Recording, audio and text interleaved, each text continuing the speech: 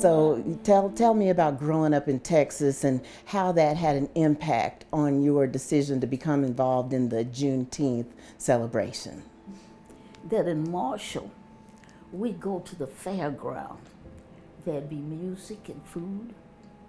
There'd be speeches and food. There'd be ball games and food. When my family moved to Fort Worth, not so much. People celebrated with their friends, backyard parties. But I met Lenora Roller. She was my mentor.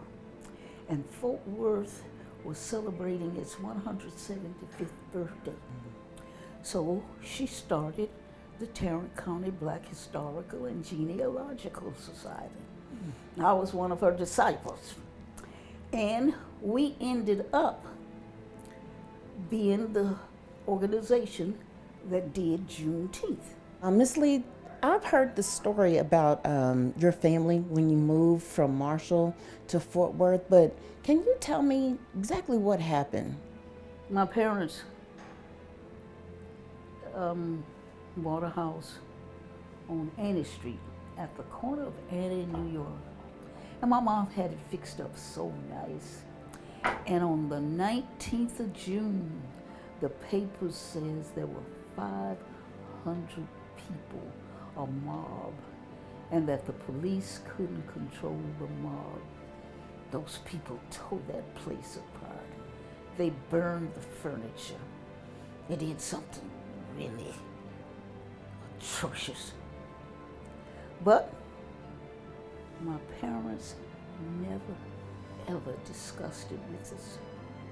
And they worked and worked and worked and bought another home. Now, here I am, old as dirt. I taught school. I helped farm a food bank. I have a farm called Opal's Farm. I've raised 4 children. I got grown kids and grands and great-grands. But at 89, I felt like I hadn't done enough in my community.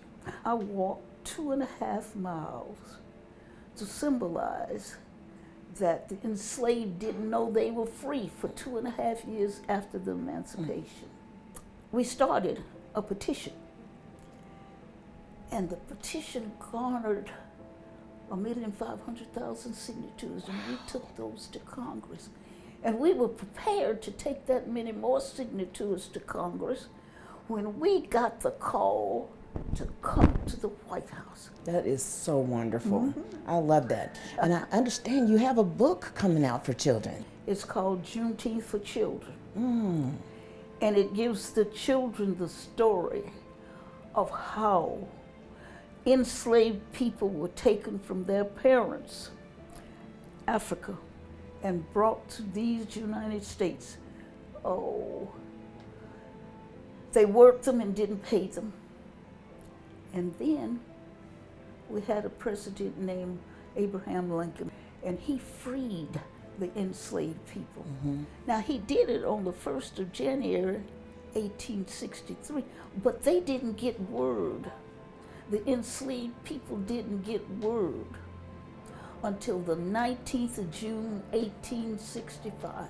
And so they were freed.